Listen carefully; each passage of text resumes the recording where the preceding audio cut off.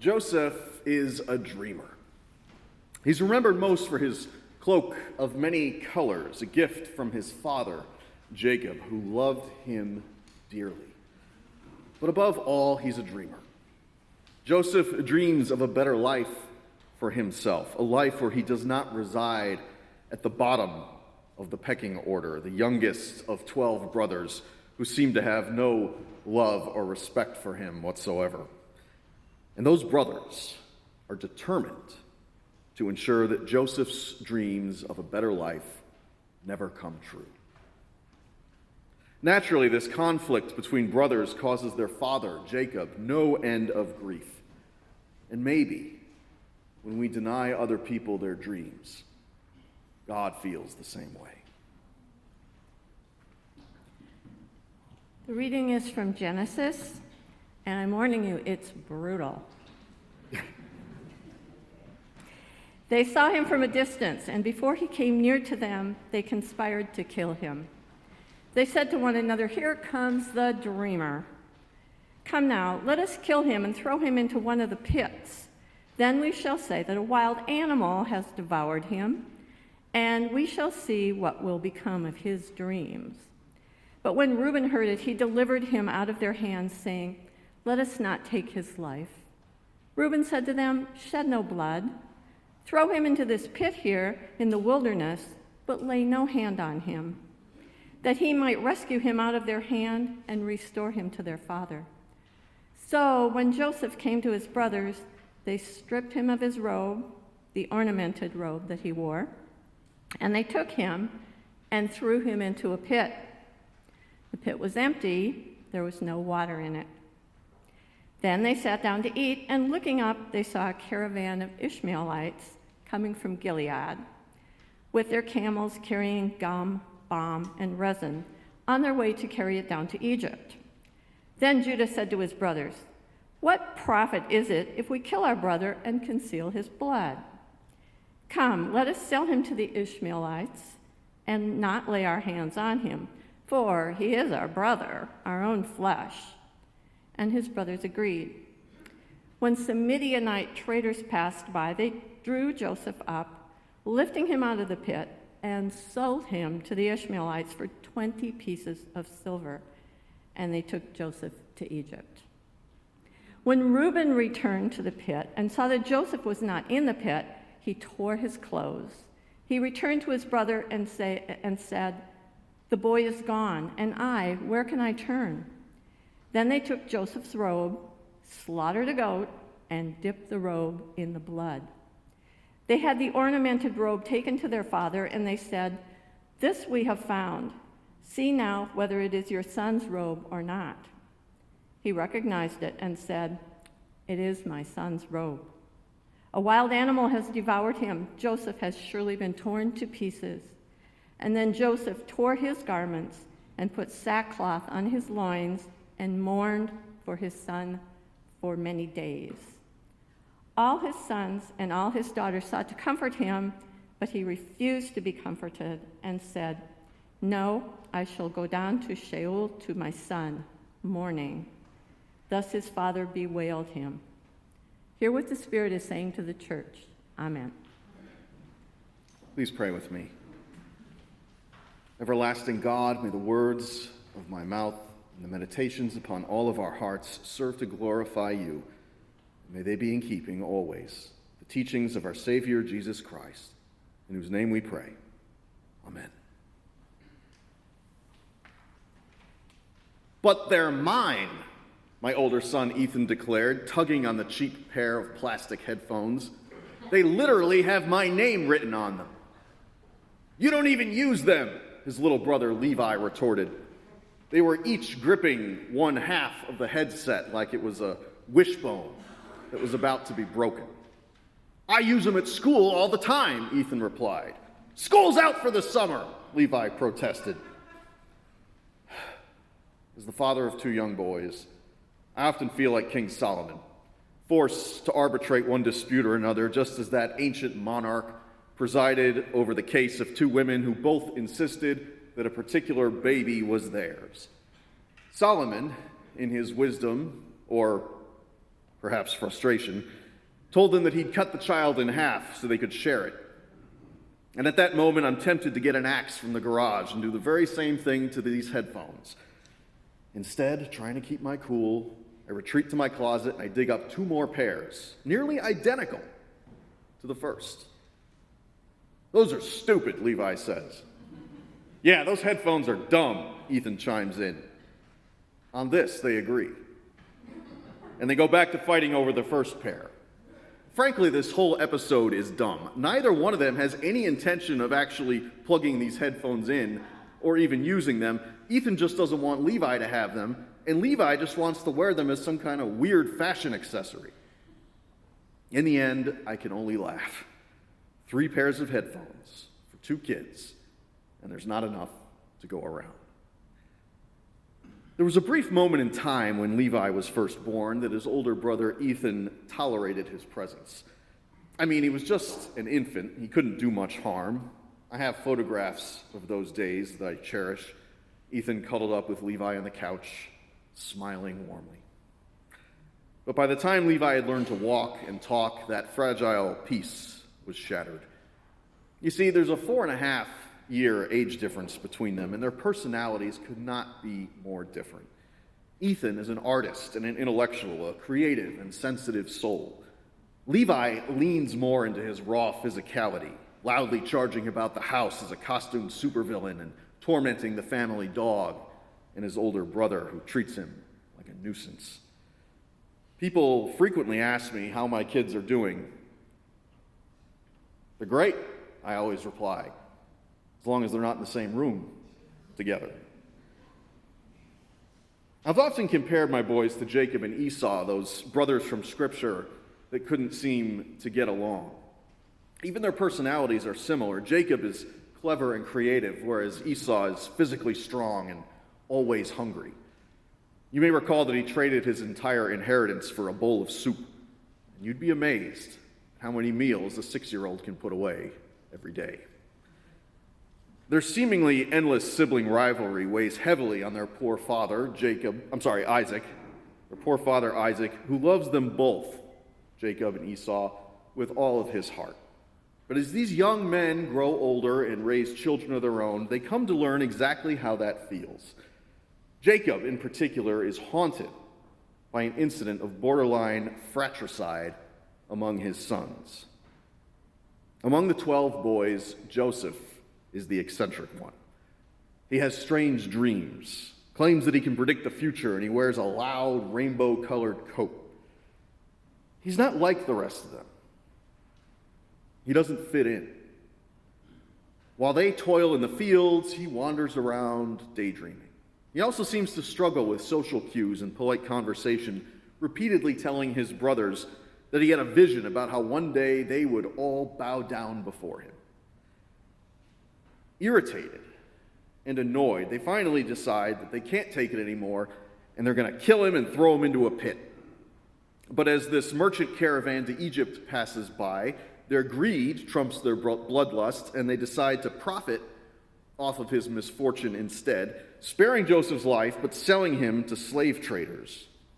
He is our brother, after all, his older brother Judah tells the others sarcastically. Our own flesh and blood. Friends, today is Juneteenth, the longest running holiday among black communities that was only recognized as a federal holiday last year.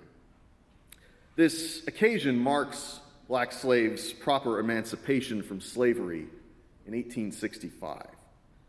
And reflecting on this, it occurs to me that we have treated our own brothers and sisters very badly. Like Joseph's brothers, we literally sold them into slavery.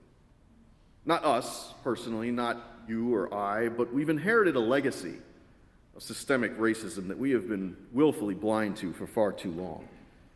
To call it sibling rivalry obviously doesn't begin to do it justice. And if God is indeed our collective Father, then I imagine God grieves the suffering that is still inflicted on our own brothers. Abraham Lincoln's Emancipation Proclamation was issued on January 1st, 1863. So why do we celebrate that anniversary on June 19th, 1865, almost 2 years later, almost 2.5 years later? Well, Juneteenth specifically celebrates the arrival of federal troops in Texas to actually enforce emancipation and the protections for former slaves that were now guaranteed under law.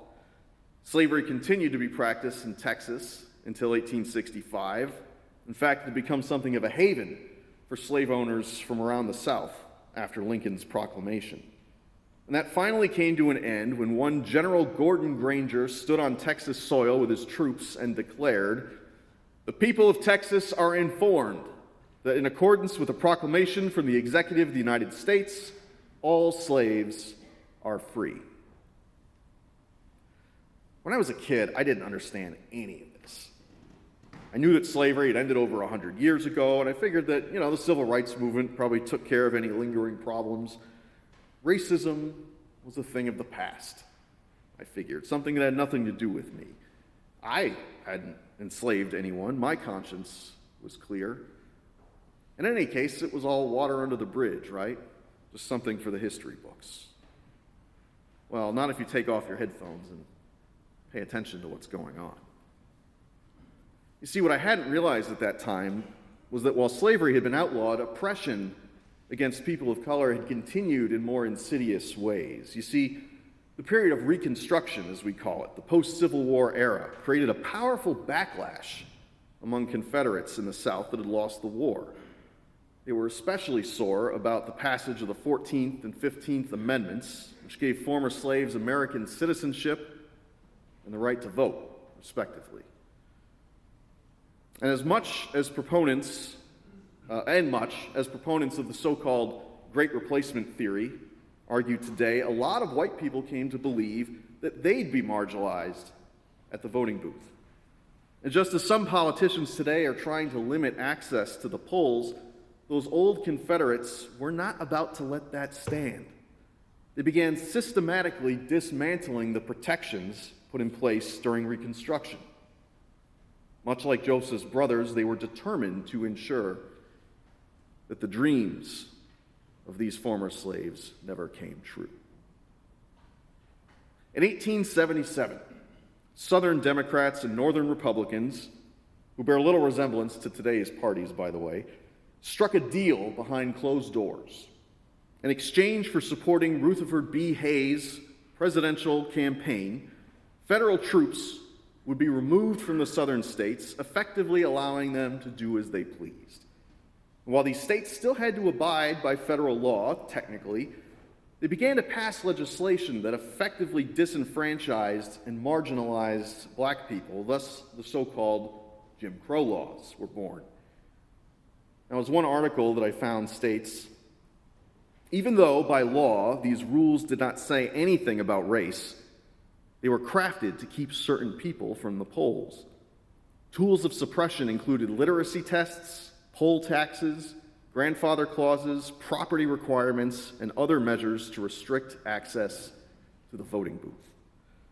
The promise of the 15th Amendment wasn't fully realized until the Voting Rights Act, 1965. And even now, there are many leaders trying to undermine that promise again with legislation aimed at keeping certain people away from the polls. Southern whites of that era were also threatened by the potential for economic prosperity among the black community, which is directly tied to property and home ownership. The practice of redlining, as it's called, refusing to offer proper mortgages or financial services to people in particular neighborhoods. This was especially problematic. Unable to secure a decent loan, black folks and immigrants who wanted to buy a house had no choice but to sign predatory housing contracts. If a single payment were missed or late, their entire property could be seized, and it often was. In an interview with Nathan Connolly, professor of history at Johns Hopkins University, he asserts that there are, and I quote, two historical facts that make renting and tenant life in the Jim Crow South in particular especially fruitful avenues for exploring the depth and profitability of American racism. At no point in American history did most black people live outside of the South, and at no point in American history did most black people own their own home. Black tenants were a confined and intentionally disempowered population whose lack of options made them an easy target for scapegoating and predatory real estate practices. End quote. I could go on. Segregation, property taxes, education, policing, the whole game has been rigged. Slavery was abolished, but it only took other, more subtle, more insidious forms, many of which still persist to this day in self-perpetuating feedback loops of disempowerment and violence. It is a shameful legacy, one that many folks don't want to talk about or acknowledge, but that doesn't make it any less real or any less true.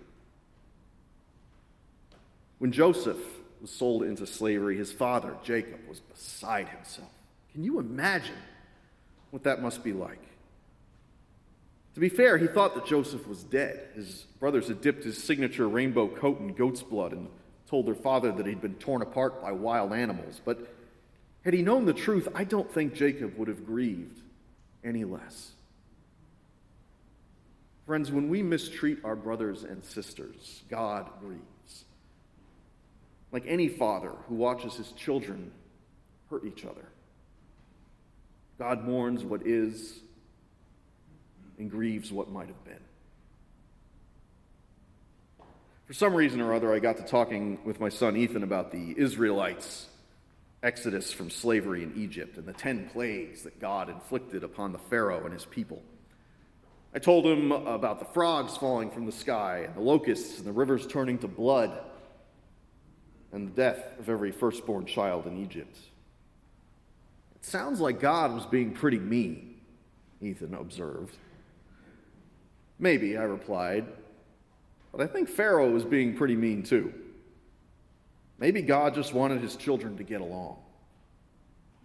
Ethan paused and gave that some thought for a moment. Are you trying to teach me another life lesson about getting along with my brother? He asked. Nothing gets by you, I smiled. Well, here's the thing, he explained. We're brothers. We're not supposed to get along. This is an argument that Ethan regularly makes. Brothers aren't supposed to get along. If they are, clearly something is amiss. And as a father, I have to tell you, it makes me really sad. Because I love them both with all of my heart, and I want them to love each other as much as I love them. And, I think God feels the same way about all of us. I don't know if humankind will ever overcome our fundamental differences. Ours is a long, long history of violence. And the lynching tree isn't so great a distance from the cross. But as people of faith, we know that the cross was not the final word. We know that love, real love, heals wounds in time. Love dismantles systems of oppression and seeks justice where there is none. Love changes the world. And so let us be brothers and sisters, all of us, children of the same loving Father, bound by blood instead of spilling it. Amen.